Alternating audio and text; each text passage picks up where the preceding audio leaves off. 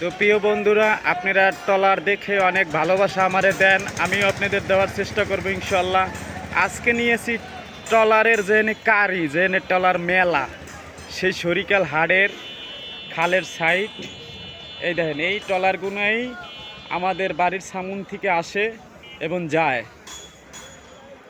দেখছেন কত ট্রলার, দেখেন তো কত ট্রলার দেখছেন। ওই যে ট্রলারের অভাব নেই। এই একটা বালির জাহাজ আসতে আসতে দেখুন।